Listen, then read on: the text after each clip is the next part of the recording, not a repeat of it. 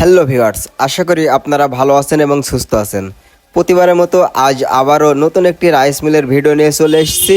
আজকের সাবজেক্ট কিভাবে original rice mill চিনে ক্রয় করবেন। সচরাচর বাজারে যে সমস্ত রাইস মিলগুলো দেখতে পাওয়া যাচ্ছে প্রত্যেকটা রাইস মিলের ইন্টারফেস একই রকম, বাট অরিজিনাল রাইস মিল চেনার কিছু গোপন টিপস আপনাদের দেওয়ার চেষ্টা করব। আপনারা যে রাইস মিলটি দেখতে পাচ্ছেন এটি 2025 সালের সর্বশেষ আপডেট ভার্সন 53 মডেলের রাইস মিল। দেন এই মেশিনটি ব্যবহার করে প্রতি ঘন্টায় 10 মণ ধান ভাঙাতে পারবেন। প্রো ফ্রেশ চাউল বের হবে, কোনো প্রকারের ঝাড়াঝোড়ো লাগবে না। অ্যান্ড দ্বিতীয় যে চেম্বারটি দেখতে পাচ্ছেন এটি ব্যবহার করে প্রতি ঘন্টায় হলুদ, মরিচ, গম, ভুট্টা, চাউল 60 থেকে 70 কেজি পাউডার করতে পারবেন। লাস্ট যে চেম্বারটি দেখাচ্ছি এটি ব্যবহার করে গরু ছাগলের জন্য দানাদার খাবার ও আদা ভাঙা করতে পারবেন এবং বাচ্চাদের খাওয়ার জন্য সুজি তৈরি করতে পারবেন ও ভেজা চাউল গুঁড়া করতে পারবেন। আমরা মিনি এই অটো রাইস মিলটির সাথে মোটামুটি পরিচিত হয়ে নিলাম। আমরা এখন দেখার চেষ্টা করব এটা আসলে আপডেট মডেলের রাইস মিল কিনা। রাইস মিলের যে বডিটি দেখতে পাচ্ছেন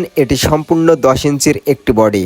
এবার আপডেট এবং ওল্ড মডেল পরীক্ষা করার জন্য ভিতরের ফাংশনটি একটু দেখে নেই। ভিতরের কন্ডিশনটি খুব ভালো করে লক্ষ্য করবেন। ভিতরে যে শেলটি দেখতে পাচ্ছেন এটি সম্পূর্ণ আপডেটেড 8 মণের একটি শেল। যদি এ ধরনের কোনো শেল লাগানো থাকে তাহলে সেটি ওল্ড মডেল। অরিজিনাল মেশিনে মোট 8টি 4 কোণা খোপ আকারে ঘর থাকবে।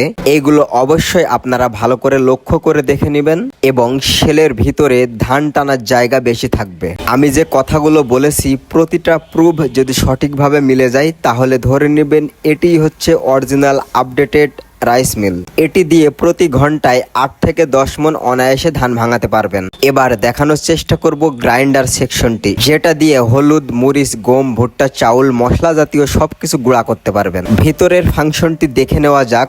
ভিতরে 2টি লোহার পাথর লাগানো থাকবে। যে পাথর 2টা লাগানো আছে এটি হচ্ছে 8 ইঞ্চি গ্রাইন্ডারের পাথর, আর যে গ্রাইন্ডারটি দেখতে পাচ্ছেন মূলত এটি 8 ইঞ্চি গ্রাইন্ডার। লাস্ট যে সেকশনটি দেখতে পাচ্ছেন এটি হচ্ছে গম, ভুট্টা, চাউল ক্রাশিং করা সেকশন।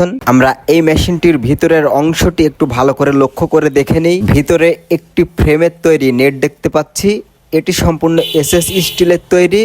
এই নেট প্রধানত 2 রকমের হয়ে থাকে, একটি মোটা এবং একটি চিকন। এটি দিয়ে প্রতি ঘন্টায় 200 থেকে 250 কেজি গম ভুট্টা ক্রাশিং করা যায় এবং ভেজা চাউল গুঁড়া করা যায়। দেন মোটরের সাথে যে পুলিটি ব্যবহার করা হয়েছে এটি সম্পূর্ণ অটো পুলি, অটো লক সিস্টেম। বারবার মেশিনের ফিতা যাতে খুলতে না হয় এজন্য এই আপডেটটি নিয়ে আসা হয়েছে। পুরো ভিডিওতে মেশিন সম্পর্কে যে ধারণা আপনাদের দেওয়া হলো, মেশিন ক্রয় করার সময় এই বিষয়গুলো অবশ্যই খেয়াল রাখবেন। কথা হচ্ছে মেশিনের প্রায় 4 থেকে 5 হাজার টাকা বেশি হোক, তারপরেও আমরা অরিজিনাল মেশিন ক্রয় করব।